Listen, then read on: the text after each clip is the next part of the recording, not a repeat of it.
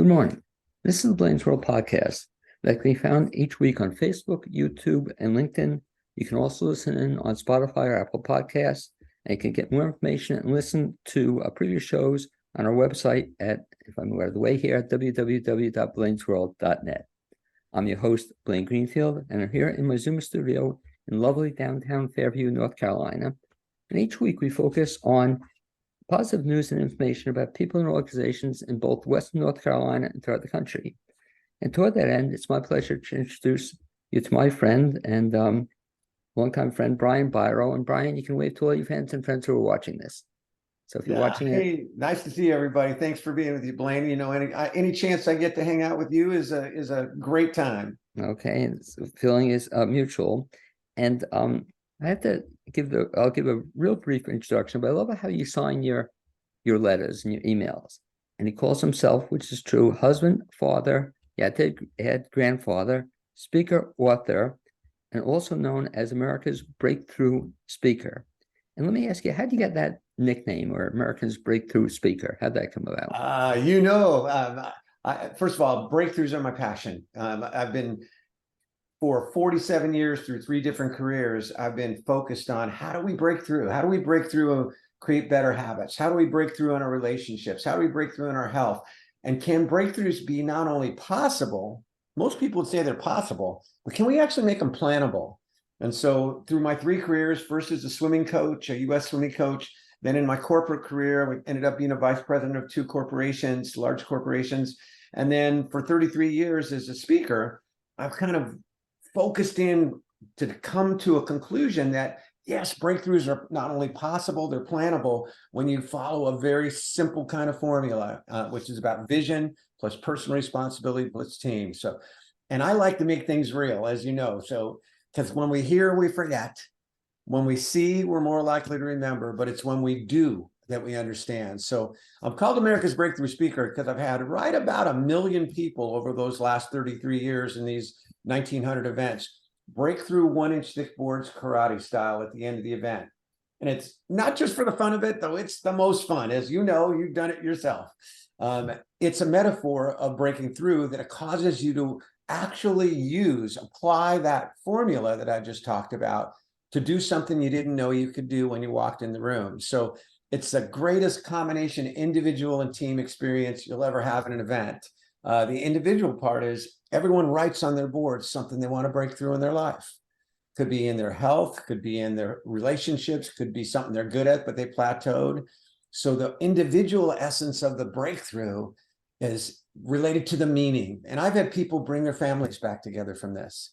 I've had people beat cancer because of a new way of focusing beyond the disease. I've had people lose over 100 pounds. I've had people forgive someone they never thought they could forgive, and then they realized not forgiving him was drinking poison and expecting them to die. So the individual part of the breakthrough is related to that meaning. Something else. If I have 500 people in an event, we start off with 50 circles of 10 people each breaking boards. So if your beautiful wife, Cynthia, was in a circle, everyone around Cynthia is going, Cynthia, Cynthia, Cynthia. And there's 49 others going at the same time. Music pounding, people clapping. Some people have never been cheered for in their life. And for them, the breakthrough is that new feeling, that incredible feeling of unconditional support. Let me jump in, Brian. The incredible thing, too, about the experience is in terms of the range of people who go through it. And I remember in particular, I've seen people in the 80s, I should ask you, what's the oldest anybody ever participated in this? It was a very spectacular one because it was also the largest breakthrough event I ever spoke at. It was 4,000 people in Atlanta at their big convention center. And the last breaker, so that started with 400 circles of 10 people each. Well, one woman had been out in one of those other holders, not up on stage with me, and tried 3 times and didn't break her board, but she wouldn't give up. And she came up on stage. She was 95 years old. She was no more than 4'10". Her granddaughter had to come up behind her and hold her by her waist to keep her from teetering. And I will tell you, when she broke that board, the roar from that 4,000 people in Atlanta was so loud you could hear it in Asheville. So that was the oldest one. But That's the beauty of it, because you don't know you can do it till you do it. But there's something else about this. Everybody's got something to break through. I will never forget one of the earliest breakthroughs I did. This will tell you how old it was. It was for Southwestern Bell Yellow Pages. Most of your listeners, what's a Yellow Pages? I had a guy in that event whose name was Robert McGee. I'll never forget him. This was 30 plus years ago. He was 6'4", 240 pounds. He was a bodybuilder. His biceps were bigger than my body. And when I held the board for him, I looked at this man. He was terrified. And I thought, what is he scared? Maybe he's afraid he's going to break me. Well, he hit the board, Blaine, so hard that as I held the board for him, parts of me jiggled I didn't know I really had. And it didn't break.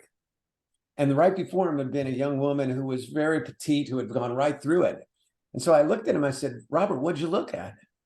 Oh, I looked at the board. I said, Robert, just look in my eyes, hold your vision, and straighten your arm out. He went through it like it was a piece of paper. At the end of that event, he said something that I've never forgotten, because it showed me that everybody's got something to break through. It was a small group, and we all got together and talked about the experience. And Robert got up in front of his teammates, talked about courage, and said, I was terrified of this experience. And everybody had the same reaction. Why? And he said, I wasn't afraid of hurting myself. I was afraid of being the bodybuilder who didn't break his board. I was afraid of being embarrassed. And so everyone got a breakthrough in that moment to realize we often think somebody else has got it all figured out, but everybody's got something to break through. So, well, I'm laughing at this, Brian, because it reminds me of my first experience. I've broken the board a couple of times with you, but the same exact thing. The very first time, I didn't break the board, not just once, 3 times. And what it was, I mean, I was so embarrassed, but what it was, I was so intent on, if you remember, breaking the board, taking a picture of it, putting it in my blog, and you had to tell me, just concentrate on what you're trying to do here, as opposed to something else. And that's perfect segue, Brian, into your story. And in terms of even breaking through, let's talk about your writing, and specifically like your first book. That when did you get the idea to write the first book? Well, I always wanted to write a book. It was something I had always dreamed of since I was a kid. I was an English minor at Stanford, psychology major. So I always had it in me. I enjoyed writing, and I enjoy storytelling, and stories are the power in writing. Stories connect people in writing. And so that was in my head all the years I was a coach. But what really started it was when I went to graduate school at UCLA. We had one class where we were asked each week, we were required each week to write a paper, a story about our previous work experience. And that's when I actually wrote the first chapter to Beyond Success, my first book, because that first chapter is all about a story I tell called the Allison story, about one of the kids that I coached.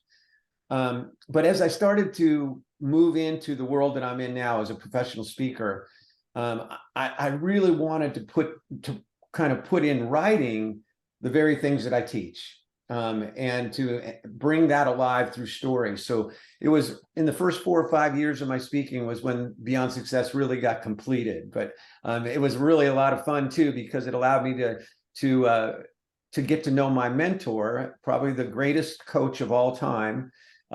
Your watchers can see right behind me is something called the Pyramid of Success, which is what he developed. His name was John Wooden. And Coach Wooden was UCLA's basketball coach. He was the greatest of all time, 10 national championships. Perspective, no other coach in men's history has won more than 5. Coach K at Duke University won 5 in 42 years. Coach Wooden won 10 in the last 12 years that he coached. But he would have been the first one to tell you he didn't win any in the first 27 years that he was a coach. He used to say it's what you learn after you know everything that makes the difference. So writing that first book, I used the Pyramid of Success as the structure for that book, which allowed me to get to know John Wooden personally, became my friend. He wrote the foreword to that book, and to take this life dream of writing a book about the things that I'm so passionate about and put it all together. And what's so cool about that book, Brian, first of all, I tell people that's an absolutely great book to read, especially if you've gone through the breakthrough experience. You know, it's a great way to reinforce it. But that got you started, because that was the first of how many books have you written now? 16 books, yes. Okay. And it's perfect. Brand new one coming out. It's perfect introduction. Talk a little bit about the new one, and blessed by you or very gracious to you giving me an advance copy, but I'll kind of show it if you don't have it there. But it's Lessons for the Legend. And I have to ask you, Brian, how did you come up with the idea for this one? Because again, what's cool about it, you revisited Wooden, but also brought in Coach Pat Summitt. What's the idea behind this book? Well, this book it's almost a circle, because my first book focused on Coach Wooden's Pyramid of Success. But this book is driven by a desire to bring the focus back in our culture to really focusing on character. I've been disturbed over the last, we'll say, 7 years at the way people have forgotten that we can disagree without being disagreeable. That if somebody doesn't say nice things about you, they're awful. I become, this is just not about character, that we're more concerned with our reputation than our character. And so the internal inspiration to write this book was to shine a light back on the power of genuine character, that you can treat people with dignity and respect, that you can disagree without being disagreeable, that you can conduct yourself with integrity, with honesty, with courage, with kindness, with understanding, and you can do that and be the best there ever was. And so that was the internal inspiration. I wanted to make a comment. I wanted to get people back to focusing on the things that really matter, because that's what really drove John Wooden. But I also wanted to write about a woman who had demonstrated that same level of character, had done incredible things. And Pat Summitt, for those who don't know, was the University of Tennessee women's basketball coach. And in many ways, she has been to women's basketball. She was to women's basketball what John Wooden was to men's basketball. She was a trailblazer. She went to 16 Final Fours, which is amazing. But she didn't win her first one until her 9th one. And then she won 8. She won 8 more. She was incredible. Now, the University of Connecticut coach, Gino Auriemma, has won 11. Pretty amazing. But he would be one to tell you, even though they were great rivals, that it was that rivalry, her example that really inspired him. And so I wrote this book for those reasons. And one other reason, John Wooden and Pat Summitt were almost diametrically opposed in style. She was fiery. She could melt this computer screen with her glare. She was tough as nails, and she was a no nonsense kind of a coach. Very, very, very disciplined. John Wooden seemingly was very, very gentlemanly. He was, about the harshest words he ever said was "good grief." That was about as far as it would go. Now, he was pretty intense too in his own way, but it was very gentlemanly. So I also wanted to show that you could have contrasting styles, and yet, and their underlying principles that drove them to their excellence, that drove them what was most important to them, they were incredibly similar. They had similar backgrounds. They had similar philosophies. John Wooden created the Pyramid of Success. Pat Summitt created something she called the Definite Dozen. And both of these structures that they used as coaches were because they understood that they coached people more than basketball. That the basketball was the easy part. The people part was the part that mattered. Let's talk a little bit about each of those two concepts, because I guess they're underlying principles behind the book. But you said Summitt, for example, had these dozen principles that she believed in. And what was so cool about it, I think you did a great job, Brian, by having that introduction. So I love reading. I'm trying to get it here. The introduction to the book was by one of Summitt's players. And it was just a great story from Michelle, how do you pronounce it? Marciniak. Just a great story that she told about working with Summitt. And I guess wasn't always the easiest thing in the world for somebody to do.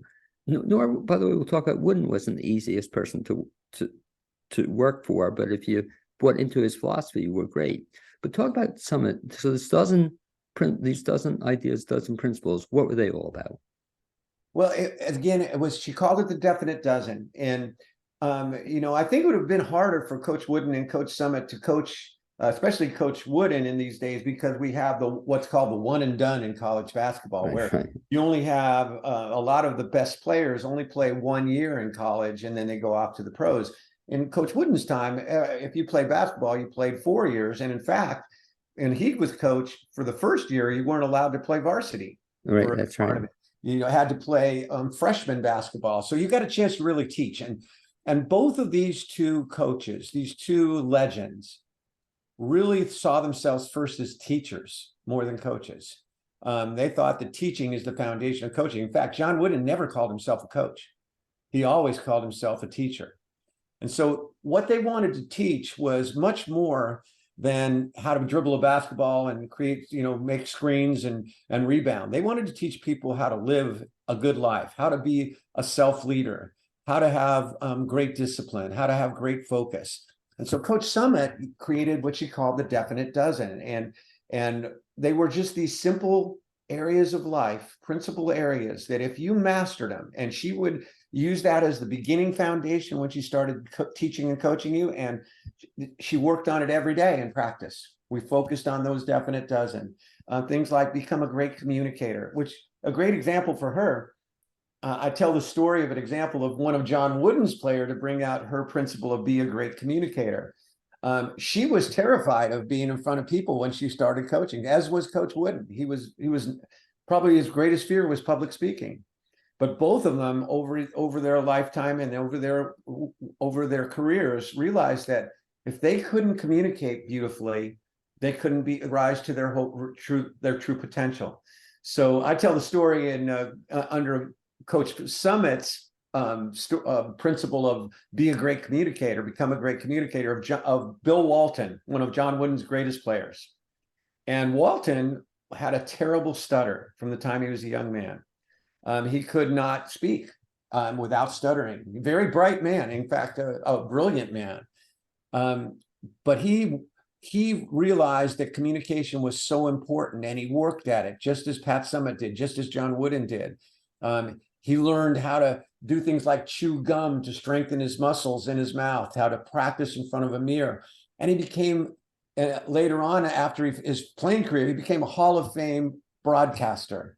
Even though in his later years, he still had to practice for 2 hours to get his mouth functioning properly before he would go on air to be the color man for a basketball game. So that's just one of the examples. By the way, I forgot if it was in this book or one of your other books, but I'll set you up for another great Walton story, my all-time favorite Walton story with Wooden about winning, and that certain principles were more important, I guess, to Coach Wooden than winning. And talk about the one with getting his hair cut. I just love that story. Yes. And this was another key connection between Coach Wooden and Coach Summit.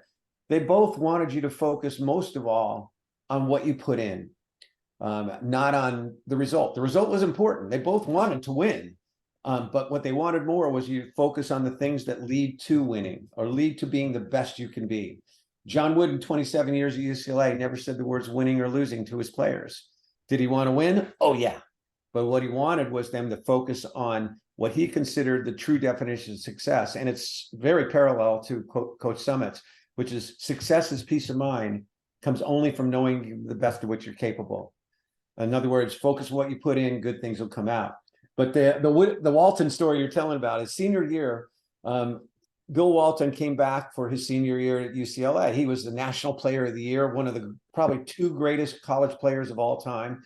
Well, he showed up on the first day of practice senior year with long whiskers, a beard, a goatee, big old giant sideburns. And Coach Wooden had a no facial hair rule. Now, he didn't have a lot of rules, but every rule he had was related somehow to something he felt could make a difference in a detailed way in a game.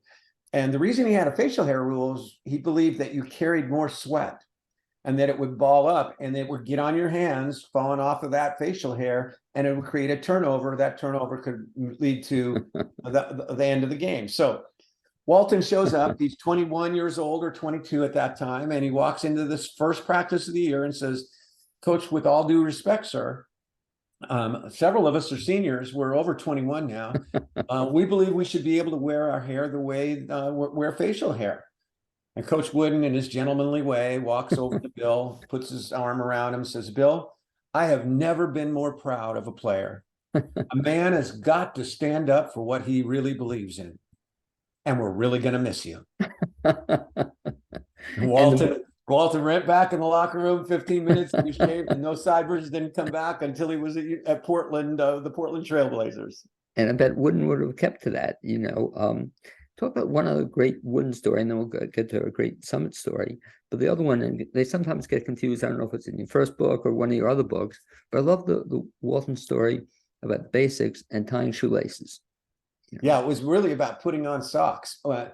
Oh, that's right. Yeah. And so both coaches, Pat Summitt, every bit as much as John Wooden, believe that little details are very important, that you need to focus on the little things each day. Pat Summitt's example was she demanded her players make their beds every day. You know, and some players are like, there's a lot of people out there, well, I'm going to sleep in it again. You know, I'll make it once a week when I got clean sheets. But it was the discipline, it was the focus, it was doing the little things in a precise way that ultimately they believed would pay off in the court. Well, every season, John Wooden had one of the initial practices where he taught his players how to put their socks on correctly. And Walton at first thought, this dude's crazy. But then over time, that wisdom began to shine through, because here's why Wooden did this. To a basketball player, your feet are vital. If you have blisters, if you have corns that develop, if you have soreness in your feet, eventually what's going to happen? What's going to happen is you're going to tend to try to compensate for that. And that compensation may end up causing a knee injury, causing hips injury, back injuries. So he taught them the proper way to put socks on every year, because he saw the pathway of that little detail of how far the ramifications could become down the line. And Pat Summitt exactly the same way, demanding those beds be made properly, demanding that you be on time. Both of them were very, very clear about that. Both of them were very clear that their best friend as a coach was the bench.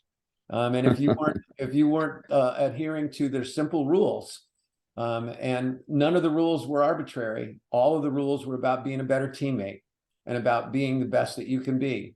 Then that bench became a place that you got your rear end stuck to. And talk about back to Summit, the coach Summit. You mentioned something else which was a little strange until you read the chapter, but talks about rules, you know, and talks about treating everybody the same. And I thought Summit's philosophy was kind of interesting. I never discussed it with you with respect to your coaching, but she didn't believe in treating everybody the same. How come? Any great coach, even a great parent, should never treat everyone exactly the same. Why? Because we're not the same. You know, some people need a pat on the back. Some people need space to build their confidence. You need to give them the ball and get out of the way. Some people need a very pointed pat on the back called your toe in their tush. And that's what, to be a great coach means you need to pay attention. Coach Wooden called it alertness, to understand what really makes that particular athlete, that particular person, the most inspired to be the best they can be. And if you're not paying attention and you try to treat them all within a set system, then you're going to lose people. And Pat Summitt realized that too. Now, she believed that you had to have the same fairness when it came to discipline, that everybody would follow the same rules. But in the way you treated them, certain players she would talk to more. Certain players she would give space to. With my own children, I have two beautiful daughters, and they're very different. My youngest daughter is much more emotional, much more, can get much higher and get much lower. My oldest daughter, Kelsey, is a steady Eddie. She doesn't have as much ups and downs. Each of them, if I really care about them, I need to understand what makes them tick. I need to understand where I should go and where I shouldn't go as a coach, as a teacher, as a parent. And Coach Summitt and Coach Wooden both saw that same incredibly important element. I'll say one other thing that adds to this. We've all been conditioned in our culture, especially in coaching and sport, to give praise when the job's done, when the goal's been hit, when the championship's been won, when a player plays a great game. We're all conditioned to do that, to really acknowledge people for great performance. And we should do that. Never stop. You always want to acknowledge great performance. But both Coach Wooden and Coach Summitt did something we can all do a better job of. Not only did they acknowledged people for their performance, but they acknowledged them even more for their effort, their energy, and their attitude. They looked for the little things that didn't necessarily show up on the scorecard. That they looked for the person who worked really hard in practice and never even got in a game. And they acknowledged them for how much they were pushing the starters. They acknowledged them for the first pass, not the pass that ended up going to the basket. They acknowledged people for hustling.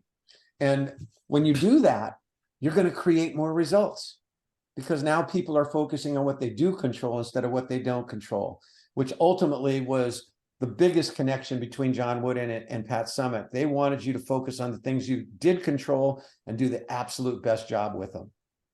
And Brian, I should also mention, as the time's running down here, one other thing I loved about this particular book, I'll just hold that up again, Lessons from Legends, coming out what date?